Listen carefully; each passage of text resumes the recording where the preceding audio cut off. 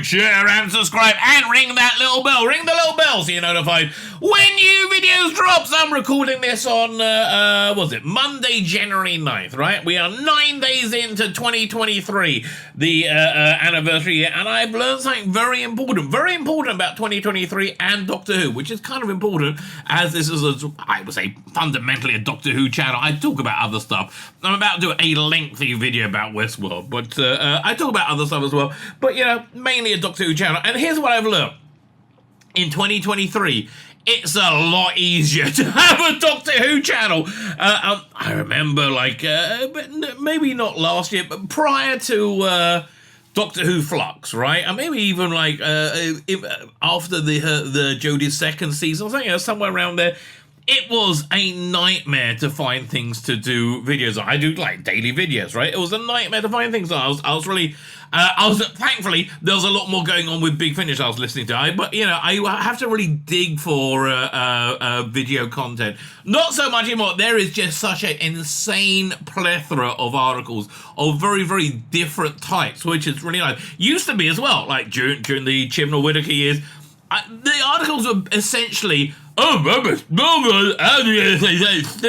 I was a the business ever.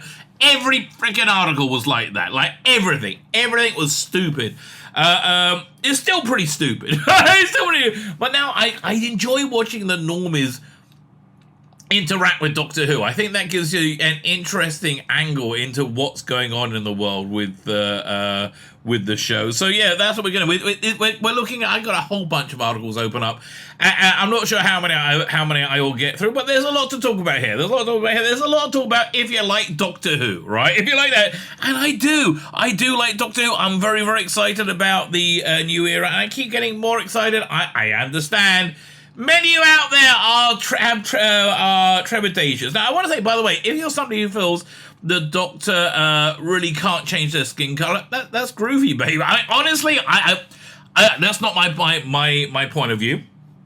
I have no beef with you, right? I have no beef. If you think the Doctor can't... Here's the thing. When you say it to someone, they immediately, because they're programmed by, the insanity that we live in today, but they're programmed to hear, I don't think Doctor Who could be a black person because black people aren't clever enough to be Doctor Who, even though they got natural rhythm. Something insanely racist like that, right? That's insanely racist. But that's... I don't think that's what people are saying, right? I think people are saying, character's been white for 60 years. What's going on? For me, not a problem. I would say this to you, right? I've been saying this. I have thoughts and I do lots of videos, so I say the same thing a lot over a period, because that's really what's going on in my head. That's what makes a YouTube channel.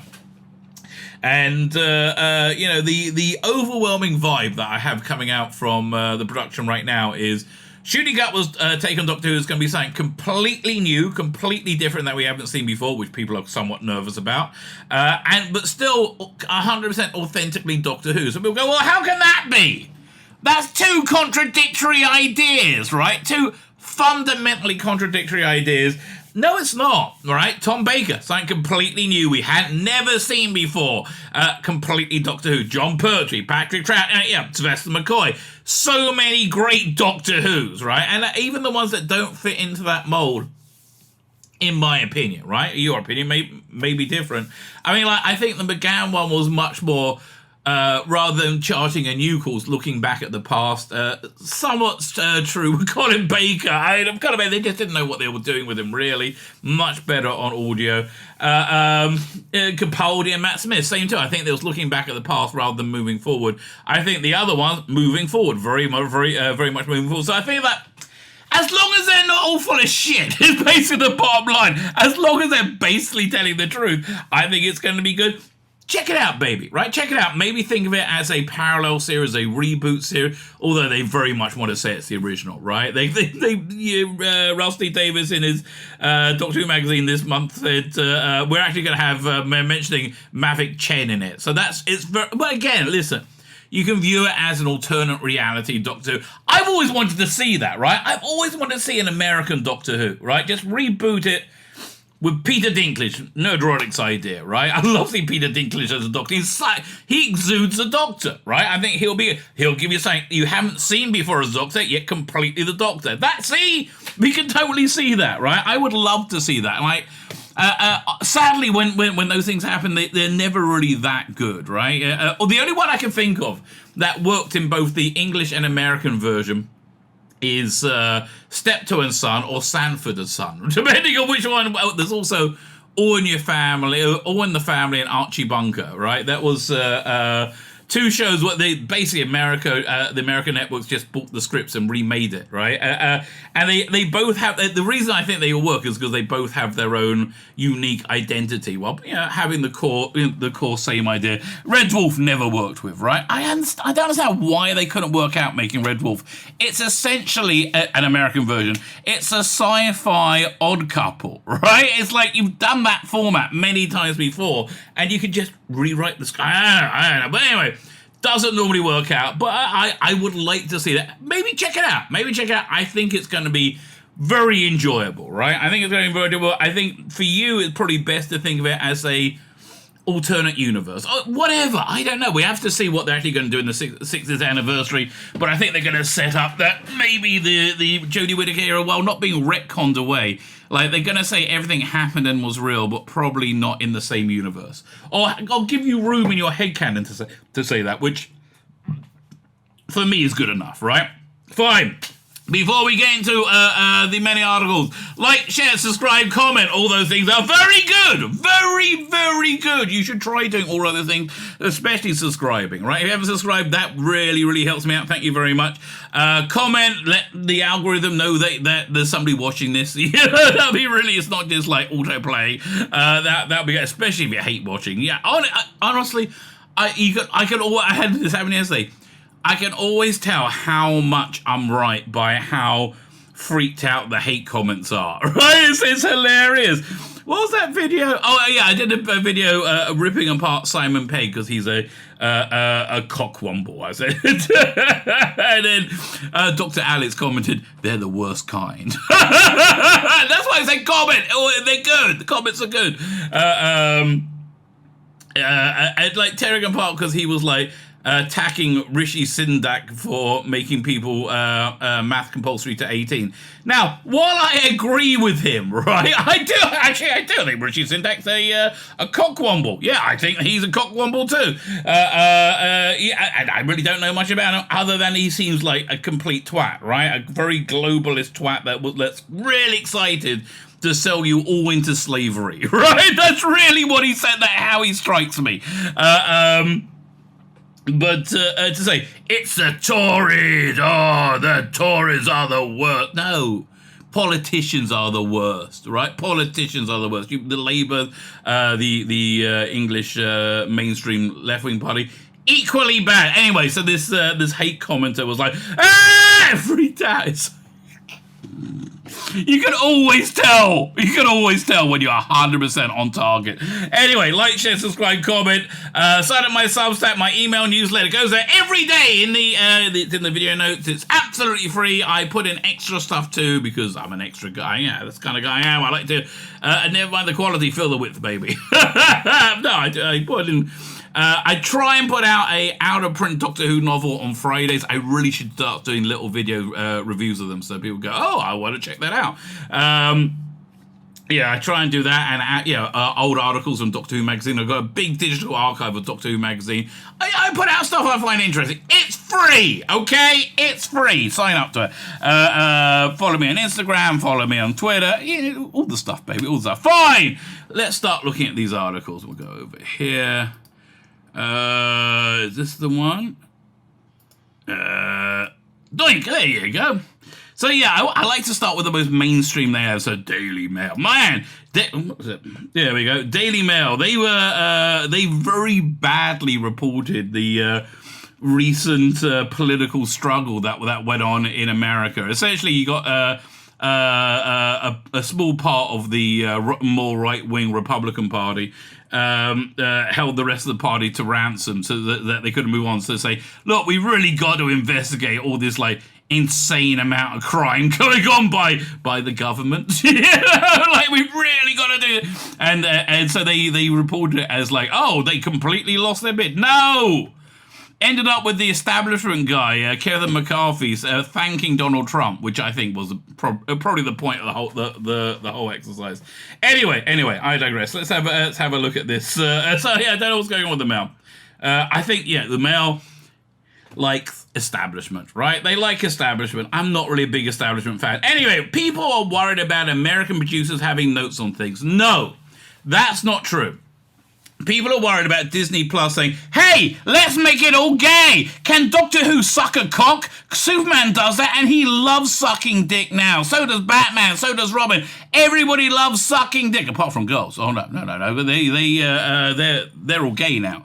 That's what they're worried about, right? That's what. Why? Because it happens over and over, bloody again. And normally when that sort of thing happens, the quality goes out the window at the same time. Yeah, have you seen the MCU? Have you seen any of the Star Wars pieces of garbage they put out? I mean, Obi-Wan Kenobi, my God, was awful.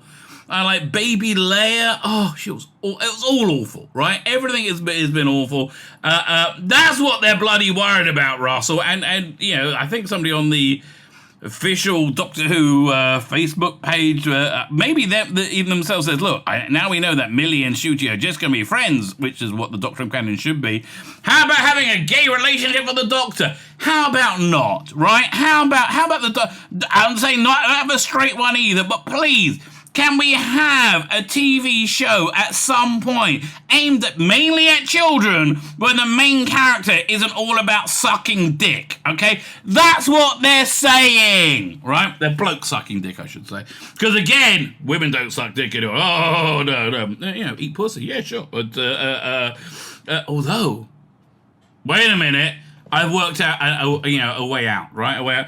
If you identify as a woman, you have a penis, right? Obviously, and you got to be doing this honestly. Obviously, then in a lesbian relationship, she would suck your dick. Okay, see, it just takes time and thought to navigate the modern world, baby. That's all it takes, time and thought, right? That's honestly, when people think of Tzvi Lebetkin, the rabbi from another planet, they think of the words time and thought, right? That always comes on. So, Russell T. Davies reassures Doctor Who fans after it became a co-production deal with Disney Plus. So, essentially, they talk about this in Doctor Who magazine, and I think it was Julie Gardner and Jane Tradd that says, essentially, it's right, and Russell T. Davies. Essentially, Russell T. Davies. He is the. I'm trying to remember the text of the oath for the Ninth Watch. Right, he is the Watcher at the Wall. Right, I think this is going to be a perfect storm of awesome. Right, I just everything seems to be coming together really, really well. Very excited for shooting, as I said. Here's the trouble with I've recorded too many videos there. I can't remember if I said about him being a new take, very authentic look it was in this video or the last one I recorded. I can't bloody remember. I don't know. So you know what? I'm going to err on the side of caution. Not a thing I often do, right? Not a thing I often do. So Russell T. Davies assures Doctor Who fans that it won't become a fans after it becomes a co-production deal with Disney. Yeah, okay, so he's basically saying, oh, it's not going to be Americanized. No, I think it's going to be very authentically Doctor Who, right? As much as the 2005 series was, probably more so, actually, to be honest with you. Russell T. Davies has assured the fans of Doctor Who, and I love that this is in the Mail. I love this as in a normie source, right? I think it's a really good idea. Normie sauce. Yeah, add normie sauce to any genre to make it boring. Oh, look at that. We got some Game of Thrones. Let's have some normie sauce. Now it's shit. Disney Plus have international distribution rights for the show, which is, by the way, it also does fit into the weird Disney view of the world where they got to try and talk little boys into sucking dick too, because, if the kid doesn't want to suck a dick, Disney is not happy, right? Somebody posted a video of somebody coming out of a children's drag show, which I think is a disgusting abomination. But anyway, coming out, because I think drag is a deeply sexualized art form. I do, all right? And most of the time I see drag queens, they look like people who are experiencing sexual pleasure, right? Especially when they're around kids. It's creepy and weird. Anyway, this mother, they asked her mother, do you think it was appropriate taking your child to see this? She says, it's what they see on Disney Plus. That's what they're bloody scared of, mate, right? They're scared of those perversion coming through. In Russell, I trust. I do, for many reasons. I think he has a real understanding of what human beings are, what family is, the importance of childhood, the importance of protecting children. I think if he ever really understands how much his sexual identity has been exploited to molest children, which I think is going on a lot, right? A lot, right? Under the covers of being kind and compassionate, it's about finding ways to fuck children, right? Essentially, I mean, like, it's really bizarre. But everything seems to be normalizing sex for younger and younger age children, right? And I think it's essentially because people want to have sex with children. I think the people who want to have sex with children, normally we call them, you can call them, there's different names for them, pedophiles. I like to use the word CIA. The CIA really likes having sex with children, and they're in charge of social media, right? And I think that's the message they're plugging. And I think any adult that's really pushing this sexualization of children wants to have sex with children, right? Or is having sex with children. Somebody, this accuser of Epstein, or no, a victim of Epstein, I don't know if it was her accusations ever made at the court, but she said there are tapes out there with, and this surprised me, right? Michelle and Barack Obama raping children, right? From Epstein's pedophile island. I like believe women, isn't it? Isn't that the role? But it surprised me that allegation. They seem like, they always struck me as like they had a normative family, right? But I guess that's the impression they wanted me to have.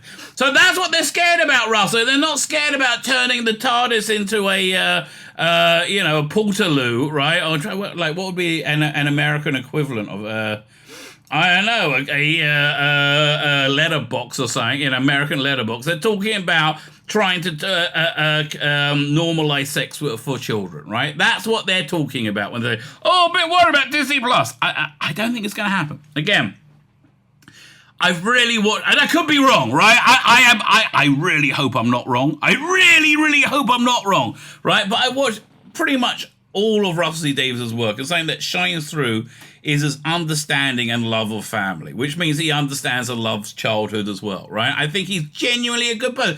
Again, it might all be bullcrap. I thought Barack Obama had a normal family. I thought he was a shit president, but I thought he was a normal family person. I don't know if he is. I don't know if he isn't. I don't know anything anymore unless I personally see it. This is what happens when, again, you can choose the word you want. Pedophile, CIA, it becomes in charge of things. So Russell 59, and really welcome Ncuti Gatwa, the 15th Doctor for the new 14th season, explained that what, are you going to say 14th, or is it really, was it 39th? Explain, was it 39th? No, it would be 40th. Explained that in the latest issue of Doctor Who magazine, I know people are naturally worried about the American producers having notes on things. Again, they're more worried about trying to use Doctor Who to teach little boys to suck dick. They're more worried about using Doctor Who to teach little girls to cut off their tits. That's what they mean. Let me just translate for you, okay? Let me translate for you, because I don't think you're up for those things, mate. I don't think you're up for those things. Blimey, he's a tall lad, Russell, but why do you have to have his full height here? Doesn't look very happy either. Like, Russell, I always see, has normally been smiling. Oh, just imagine. Well, don't. They're giving excellent notes. Probably they are, right? Again, we get caught in this, like, stereotyped two-dimensional view of reality, right? It was a point in the 90s when you just assumed every Catholic priest was raping children. Maybe they work for the CIA too. I don't know. Maybe it's all, but that's ridiculous, right? It's like 99.9%. Oh, I don't know. It's my guess. Are good, genuine people who have a deep, will have a deep connection to God. There are people who used it to rape children. Yes, that happens a lot, right? That happens a lot. But like you just get caught in the stereotypes, right? We got caught in the stereotypes that these people at Disney are gormless, evil idiots that will just looking to destroy everything. Which they might be, right? Which they might be. Russell added, I'm here to tell you, you haven't watched a drama on British television in 20 years that has had American notes on it. That I like. Everything is a co-production. It's really completely normal. But again, okay, they mentioned Maverick Chen. I always thought his name was Maverick Chen. Now I got to retrain myself to say Maverick Chen. President of the Solar System, played by the late Kevin Stoney, in blackface, right? So he said, we're going to say the words Maverick Chen. It's completely the same thing. Listen, mate, they had the words Doctor Who on the titles of for the last 3 or 4 seasons, right? With Jodie Whittaker, it worked Doctor Who, mate, right? It worked Doctor Who. And the reason they attached it to classic Doctor Who so much was to legitimize itself. I don't think that's what's going on here, right? I don't think that's what's going on. Right? They talk about the budget, interesting, they don't say how much it is. They say it's a $10 million an episode. He said that's been exaggerated. If it was the budget, I'll be speaking to my base on the moon. Doesn't say the number though, right? I don't know. I don't know how you even work these things out. He said, but it's not in the same ballpark as Game of Thrones or I guess he's talking about House of the Dragon or Rings of Power. Man, what an intense waste of resources Rings of Power were, right? So much good could be done with that $1 billion, but no, fine. So yeah, okay. So, but essentially, again, Doctor Who is news again. Doctor Who is exciting again, and people are like, oh, is it going to be Americanized? Is it being on Disney Plus? This is a topic of conversation for normies, but I don't think it's something to be worried about, right? I do not think it's something to be worried about. Meanwhile, Radio Times is saying, we should bring back Susan to Doctor Who. So Russell E. Davies again teased that Susan Foreman may be coming back. They had I think the BBC Instagram, Doctor Who Instagram channel account, I don't know what it's called, posted something about, posting the leaving video from Evil of the Daleks, Dalek Invasion of Earth. Caroline Ford. So that's a really rattling good story, right? It's interesting seeing season 2. I'm watching the Blu-ray of it now. The progression of season 2, because it starts off like with Dalek Invasion of the Earth, but essentially the second story. I mean, did we even include what's it called again? Planet of Giants. I don't know. That just seems to be kind of like a leftover from the first season. But it's like very much the Doctor had just met the Daleks. This is their second meeting. And it was all like organically growing. And then because they changed the production team in the middle of the season, by the time you get to the chase, it's like the Doctor and the Daleks have always been in this mortal combat forever, and they both know everything about each other, right? It changed to a very comic booky thing. Anyway, they had Susan leaving in Dalek Invasion of Earth, and Russell commented, whatever happened to her? What a tease, mate, what a tease. Her story wasn't finished. Well, her story did continue in Big Finish, in a very good way, I have to tell you. They were great audios. Started off with Paul McGann in one of the free subscriber releases, right? They used to give out, you got a free story if you're a subscriber back 10, 15 years ago. That was called An Earthly Child. And it was all about Susan's life on post-Dalek Invasion of Earth, right? And she has a son who and her husband's dead now. And she basically teams up with Paul McGann. They do that quite a bit with the Paul McGann Doctor and Susan. It ends up that she's in the Time War with she's recruited to the Time War. She goes into it, and that's a really good box set. Susan's War, really genuinely a great box set. It's like espionage. You have an older. I was going to say an older William Russell. Well, he is older. No, you have an older Ian, I should say. By the way, did you know, I only saw this morning, William Russell was one of the elders of Krypton at the back of the in the beginning of openers of the 70s Superman, right? The ones that went guilty, to Zod, right? One of them was William Russell. I guess it was all shot in England. Anyway, her story wasn't finished. Well, anyway, they did really cover it there quite well. From David Tennant, Catherine Tate to Peter Davies and Colin Baker, Sylvester McCoy, Paul McGann, and the great William Russell. Doctor Who has not been short of legends returning of late. Well, again, the Chibnall era did it to legitimize themselves, right? I think the Russell T Davies era is doing it to celebrate Doctor Who, right? I think it's got a fundamentally different reason there. But there's one notable absence of the form of Carol Ann Ford's iconic Susan Foreman. How is that one noticeable difference? What about Leela? Right? What about Romana? What about Perry? Yeah, really? No reunions is complete without Perry. I mean, right? Brigadier. Well, he's brown bread, I guess. You can have John Colter off screen, I guess. For the uninitiated, blah blah blah. This is just a pointless article, isn't it? So she was the Doctor's granddaughter. The first Doctor, and she paved the way 6 years worth of companions. Fine. After 51, she left. Fans have called countless times for Susan. She did return at the 25th anniversary. This is just bollocks, mate. This is absolute bollocks, right? That's not to say people were on set weren't on board. The 12th Doctor actor Peter Capaldi said he's a big fan of the idea of Susan's return. Full told Doctor Who magazine they invited us to the Cardiff studios for filming on last Christmas. I would have loved to see him with Peter Capaldi. Honestly, I would love to see more Peter Capaldi, right? I would love to see more Peter Capaldi. The Capaldi started saying, you should come back. And I said, yeah, I'd love to come back. And he was running around the TARDIS saying, you've got to come back. You've got to come. Yeah, yes, I agree with you. This is a really weird article. Okay, so now it's talking about the Rusty Davies posting. I just don't get the point of this, right? I do not get the point of this article. You know what the point is? Doctor Who's news, and they need to find something to fill. Fill column inches, or interweb inches. She cried. Seeing her interact with the modern iteration of Doctor like Shooting Gatler would be a joy. Again, but this all happened, right? I don't want to tell you. This all. Let me pull this up. Big Finish, and we'll just look at Carol Ann Ford because she's done a bunch of these things. Is it opening up? I can't tell my internet's working or not. That's why I open up all these pages before. There we go. We'll do Carol.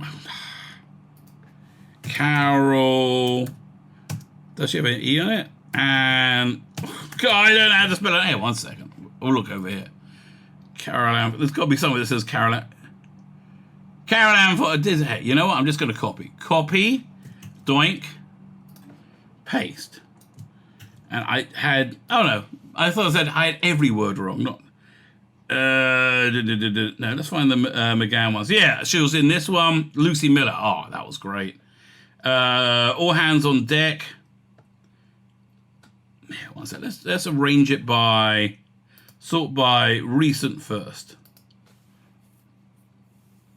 And Susan Ward, absolutely excellent. But yeah, it kind of charted a course. It went from, they had this one, All Hands on Deck, which was a short trip written by Eddie Robson, read by Carol Ann Ford.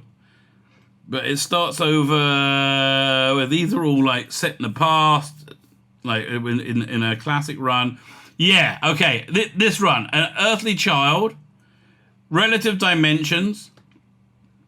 With Relative Dimensions, the Doctor's companion Lucy Miller, who's awesome. Sheridan Smith goes off and travels, post-Dalek Earth with Susan's son, played by Paul McGann's son, and then they turn up in the season finale, Lucy Miller, which is and To the Death. Excellent. I mean, really, this season is so freaking good. But and then it goes into All Hands on Deck, right? Which then goes into Susan's War.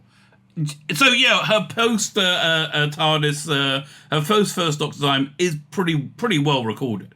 All right, and it works. It all really works. Oh, Paul McGann's in this one as well. Yeah, no, these are all really excellent. I think 36.41's too pricey for it, right? I think they're really shooting themselves in the foot with these pricing. But who knows? Okay, so fine. So we got another article now. Bleeding Cool also reporting the same thing. Rusty Davies will protect the show's Britishness from Disney influence. Again, that's not something anybody's really worried about. They're worried about trying to teach these kids this weird, bizarre sexuality, right? So I don't know. We first heard rumblings of it back in last September. Okay, fine, Disney. This is just saying the same thing, right? This is just saying the same thing. And look, if you want to see this in more detail, I have a video coming. I'm not sure when I'm going to put it out. Maybe Saturday. If I'm not doing a live stream on Saturday, I'm probably putting it out then. It's a long video. It's like an hour and 20 minutes where I go over the Doctor Who magazine article. I get where they talk about how they come back. I go for Russell T Davies's one-page article, and also the article about casting Millie Gibson, because it all kind of gels into one and gives you a very holistic idea of what's going down, right? And I think it's all pretty darn good stuff. So this article has been sent to me by multiple people, right? Absolutely multiple people. I hope it's worth with taking the piss. Doctor Who, every Doctor ranked according to Reddit. Who's the best Time Lord? I think the one I'm watching right now normally is my answer, right? Doctor Who is famous for is a famous BBC show about space-time. Really? I'm not starting back there. Well, now you're going to explain what Reddit is? Fine. So we have the publication can choose the best Doctor, but always ask the people who watch the show. Members of the threads r/Doctor Who and r/Gallifrey ask each other to vote on their favourite Doctors, and the results weren't at all surprising. From worst to best, Redditors voted their favourite portrayals of the character. Okay, I wonder why everything. Number 13's Doctor. I mean, that makes a lot of sense to me, doesn't it? I mean, what else would you expect? Obviously, right? This doesn't come as a surprise. No. I mean, I thought if it was something this article, I thought it should be number one. Nah. This got ripped the piss out of. I put this video out on Monday, right? This got totally ripped the piss out of Legend of the Sea Devils because they completely got all the Chinese costumes wrong because they didn't give a damn because they're basically racist, right? It was creatively a good choice. No. No! It was good. That's like saying it was creatively a good choice for any creative choice in, The Last Jedi. No. There was no good creative choice in that. There was no good creative choice in Jodie Whittaker's casting. She was completely miscast. I don't know. It just seemed like such intense laziness from Chris Chibnall to go with somebody, Andy Pryor, the casting director, goes over the whole casting process. And he must have just blanked everybody else. I don't understand. This is I would love to see who Andy Pryor suggested on the shortlist for the first female Doctor, because this was a freaking disaster. It was created a good choice, but fans couldn't accept Jodie Whittaker as a Doctor because her portrayal was awful. Right? Her portrayal was genuinely awful, right? Yes, it was. She played her as a idiot, coward, conformist, right? Everything the opposite of what the Doctor should be. Her performance was absolutely awful. Fine. The initial news of her appointment woke up some extreme opinions. It really didn't. This is a complete revision of history, right? I was there. We were all fine with it. Apart from a small minority of people who were quite sheepish about their worries, saying it was going to be just woke nonsense, right? That was the idea, that it was going to be, again, much like the Disney stuff, it was going to be used to try and convince kids to, if you're a boy, to suck, if you're a little boy, to suck dicks, or to say being a little boy is a bad thing, right? That's essentially what they said was going on with it, right? So and they were all proved right. Everybody was proved right. Every naysayer was proved right, right?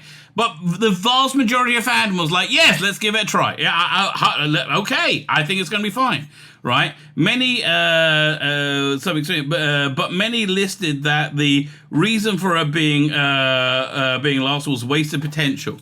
No, she had no potential. I mean, I don't know. Maybe with a good showrunner and humility and a completely different life. Okay, here's how she could have had potential. The one of my favorite Christmas specials, my second favorite Christmas special, is A Christmas Carol, right? Which is where the Doctor essentially goes back through the timeline of a person to try and change their life to make them into a nicer person. That comes from a short story with the Seventh Doctor from Decalogue, I think. Decalogue 7, I think, would be my guess. Short stories. And so that's the only way you can make Jodie Whittaker have wasted potential, right? That is the absolute only way Jodie Whittaker could have possibly had any wasted potential, right? Because she didn't have any, right? None whatsoever. Wait a minute. Some say the Doctor could never be a woman. Very few. Very, very few. But the Time Lord is an extraterrestrial being in human shape. So who knows? I don't. Yes, okay. I hear both arguments, and I think it's a masculine character, and the idea of the Doctor being able to change gender, on demand. Time Lords being able to change gender. That's a new concept introduced by Stephen Moffat. I think because that was the current, the sociological currents of the time, and it wasn't done very well, right? It was done well with Missy, right? I think it was done well because the Capaldi's Doctor didn't recognize Missy because she was a woman, right? That was done well, right? But straight afterwards, no. That next season was when it all started to fall apart. Essentially, you could tell the BBC's insanity seeping into everything from that point, right? A bit of Jodie, go away. No, God, do you remember that trailer for Flux? It was awful. That was such a terribly written commercial for Doctor Who Flux. And a species known as the Ravagers. Why are you saying so why do you say that for Weeping Angels and for Dalek? I don't know. Because we haven't heard of the Ravagers before. And they weren't a species, there were two of them. God, it was so badly written. Oh my God, it was so badly. How? The user May Ray wrote, I just hate Rick Chibnall's writing so much. He doesn't write to Whittaker's strength nearly enough. What's her strength? Like what were her strengths? I didn't see any. And I looked very, very closely. I did not see any at all. It frustrates me to be placing the first female Doctor last. Well, the fact that you put value on her being the first female Doctor might be the problem, right? Maybe look at the people as people, not as identities. Fine, let's whiz through the rest. It's number 12, Colin Baker. That makes sense. He didn't have a great run on TV. Improved a lot through audio. I would say his audios are pretty much unlistenable now. Hopefully they get better again, right? That's basically how I and look, his era was a low point for the show. I mean, Eric Saward had no idea what to do with the casting or the coat or the costume. He had no idea what it's like, and so it just that filled it with violence, and it just didn't really work at all, right? It had no shape, had no arc. And then, it was damage control very much for his Trial of the Time Lord. Then he's gone, right? Which also wasn't very good. The ship really started to turn around with season 25. Hateable in the original series becomes more interesting in audio dramas. I would say less so, but yes. First Doctor. I mean, fair enough. I mean, what's my favourite Doctor? The one I'm watching at the time, right? But, the original... Honestly, I'm loving watching season 2, but is he better or worse than it? What am I going to say? That William Hartnell's better than John Pertwee? I think they're all awesome, right? I think this is a very subjective list. 50, the Peter Davison is number 10. That's lower to the bottom, I thought. Because I think H's nostalgia is big. Peter Davison was the Doctor for 3 seasons during the 80s, similarly to Hartnell. Davison's ranking was neither here nor there, but the reason that he was more related to Whittaker's placing last, a lack of authority and wasted potential and charisma. Again, I like the Davison era. I just think Eric Saward stayed way too long, right? Eric Saward should have stayed a season or two. right? But, you know, there's a lot of really great episodes. Even with terrible production values like Kinder. Just really fantastic episodes. Eccleston, again, reasonably down below, but... he's had the least good stories. I will say, I mean, look, he's had less good stories. And I'm including the Big Finish ones there as well. The Big Finish range has become a bit of a dud, right? We're up to, what was it? When's the next one coming out? Is it next month or is it this month? Yeah, let's have a look at what's new. It's either this month or next month, right? Doink. Yeah, so we're up to, which volume is this? This is the 8th box set, and I'm already out, right? I mean, they pushed me out on the 7th one where they had this like really irritating trans character. They decided to bring back. I'm like, oh, okay, whatever. But yeah, I'm already at his presence alone. Wasn't enough to get me to keep buying for 8 box sets, right? So that's kind of, you know, I think he needs more good stories, frankly.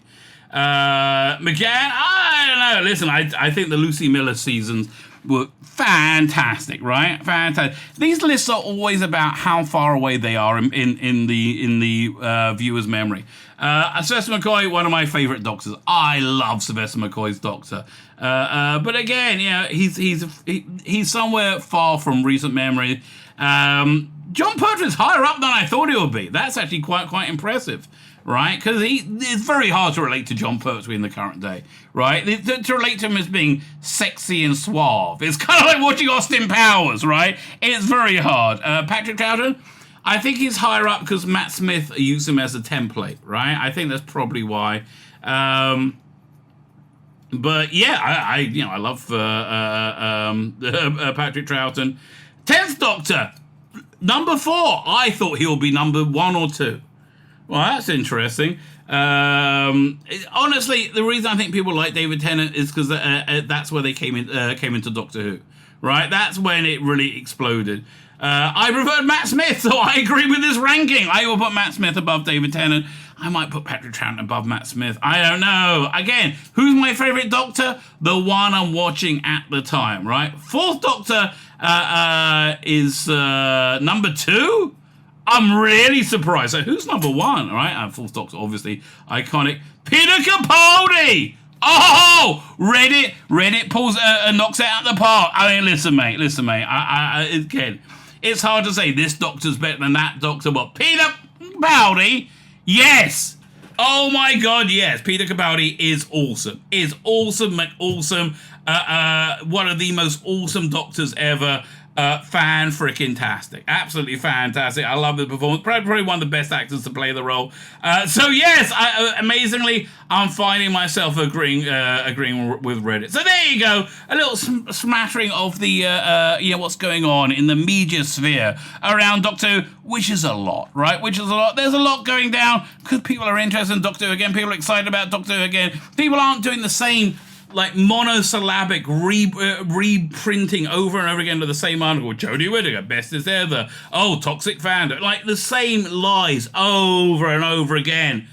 Thank God that's not happening anymore, right? Seems to have a bit of people like, oh, what's going on? And we have a bit of a diversity of ideas. Okay. I think 2023 might be better than 2022. Honestly, I really hope it is. 9 days in, and I have high hopes. Probably by the time this video gets released, there's going to be a nuclear war. So, you know, and I'll be proved completely wrong. And somehow, tapes from the future the nuclear war causes a time rift. And DVDs, not tapes, obviously. DVDs or Blu-rays from the future from shooting season fall back through time, and we find out I was completely wrong about everything. But if the world's still standing, and if that hasn't happened, I'm still excited by the time you get to see this video. My name's Tzvi Lebetkin, the Rabbi from another planet. Please like, share, and subscribe, and ring that little bell. Ring the little bell so you're notified when new videos drop.